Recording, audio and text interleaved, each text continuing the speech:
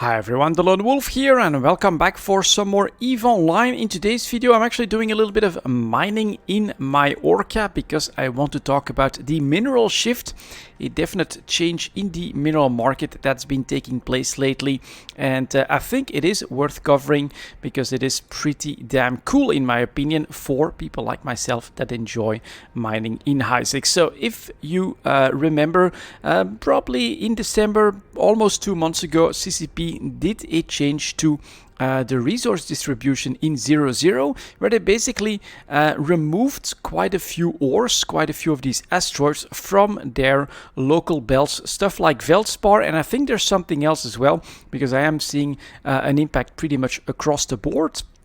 And that means that they can no longer as easily produce massive amounts of titanium, massive amounts of some other minerals as well. And that has had a big impact on the market with a delay, I must say, not right off the bat, but right now it is becoming very visible. So right now you can see I'm mining in this Orca.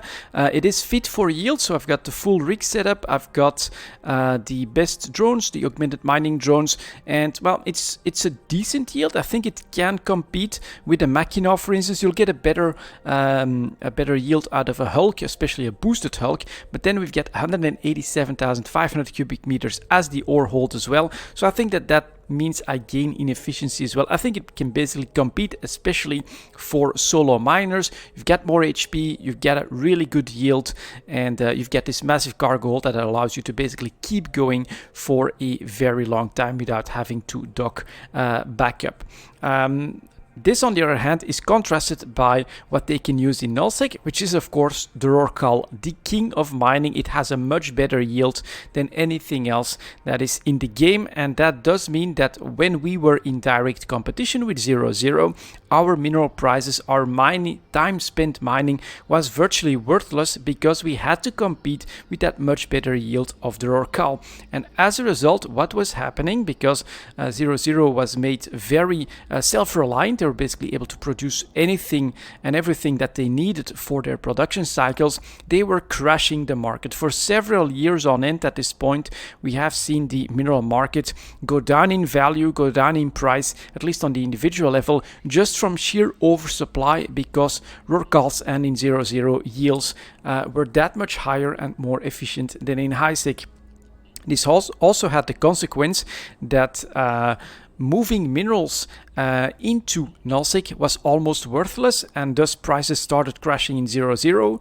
Prices started crashing around 0.0 as well, and actually the more expensive minerals were found in the trade hubs, because anyone that wants to do industry without mining, well, will have to look for a plentiful source, and they quite often moved to those trade hubs, meaning that we would get a premium. So what we would get would be the lowest prices in and around nullsec and the highest prices of minerals in the trade hubs.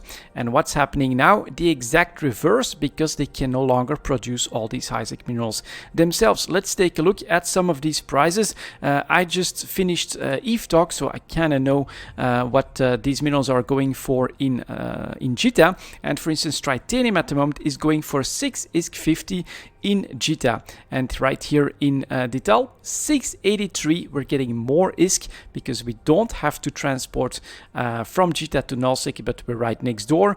More ISK right here for our titanium on the sell order compared to JITA. Now keep one thing in mind, there is some competition here as well. One jump out at 680, still a premium, and then a couple jumps out. We've got some smaller orders at 590, 581, basically people that want to get rid of that little bit of titanium.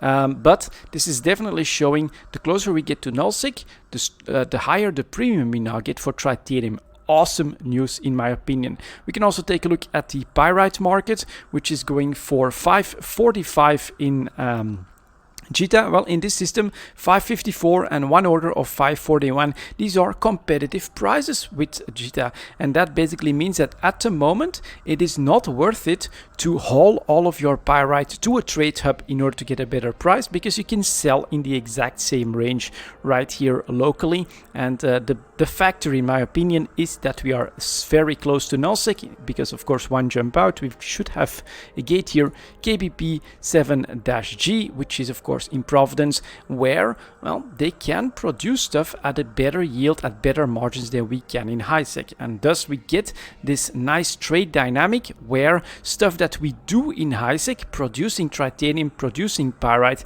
actually has gained in value and is worthwhile because, well, they can't just chain that just as easily as they could before the changes that CCP did in nullsec. I absolutely love this myself. We can also take a look at Mixelon, which is trading in JITA for 55 ISK. It is selling here for 63.50 and 60 ISK for jumps out. Now we get some smaller orders here again at 51.60. Just some people getting rid of these stocks. I should probably do a small trip and buy all of that stuff up, to be honest.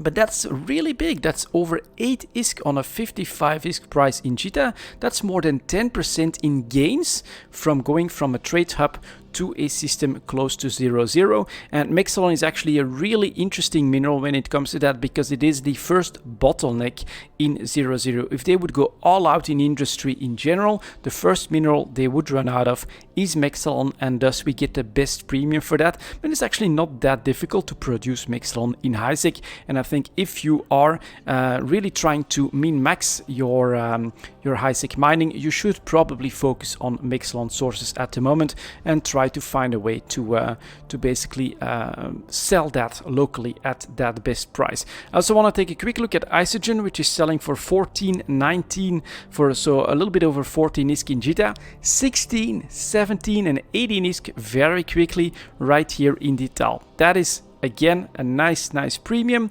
And then the final one that we could consider a highsec mineral, but honestly, historically speaking, I always consider that one to be kind of the transition mineral between pure highsec mineral and nullsec other sources, because you can't mine Noxium anywhere in highsec. You need a source of this, Pyroxeras, that actually yields you Noxium, and I'm pretty sure that, for instance, in Galente space, you don't have that. So as a result, this one is a bit of an odd one out, and also in the premium price, it's the same thing. This goes for 283 in JITA, and it's being sold here for 270. So that is not a problem for nullsec at the moment, but it's pretty obvious that Tritanium, Mixelon especially, but also Isogen and Pyrite currently are commanding a premium for being produced and made available close to 0-0. And that's actually a very big shift in the mineral market that has made, in my opinion, highsec, and I should go here and then look for some more asteroids to mine. Let's take the next closest one. This has made mining for me in my Orca a lot more attractive than just a couple of months ago, when basically all the minerals were completely down the drain because of what the Rorcal could produce, of how much better it is than what we can do here in highsec. So I really love this change, and the reason I'm making this like almost 2 months after the change actually hit 0-0 is because, of course, there is some inertia in the system. We've been oversupplied for such a long time that there will be massive stocks. In fact, I still hold not very big, but decently large stocks in the trade hubs, actually, which turns out now is a mistake. But I hold decently large stocks of minerals as well. And as prices rise, these do quite often get squashed by supplies that have been around for a very long time. But what I'm definitely seeing, for instance, is that it's not very visible here, but Pyrite actually has been going up for a year straight now. Mixelon has basically really come back from its slump in October, November because of that change from CCP, and now that we're a couple months in, we are starting to see this shift in the mineral market towards us becoming the seller's market. We can have a much better impact and a much better decision on what our mining time is worth, because they can't just outmine us indefinitely and infinitely in 0-0 anymore. So this is really awesome news. I might actually get back into some more mining myself.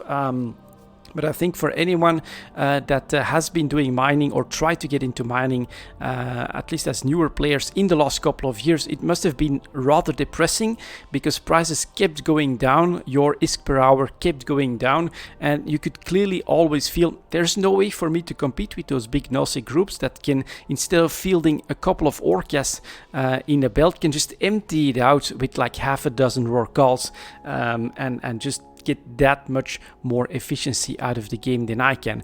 Now that we've become a bit more of a premium producer of these highsec minerals again, it might actually be worth it to look back into your time spent mining, because I think your yields will have gone up substantially. And that's basically what I wanted to share in this video. This is awesome news for me personally, and this is also the co-incorporated belt, right? All of my structures are basically set around this one belt, so it's awesome that I can do some mining here again. And who knows, perhaps I'll do some more mining, then go into industry, eventually move up to Tech 2 industry. But right now, yeah, the building game in EVE Online definitely has my interest, as yeah, we've been having some rough times in exploration. Why not switch it up a little bit and get back into some of this? That's it for this video, guys. Thank you very much for watching, and as always, I'll see you next time.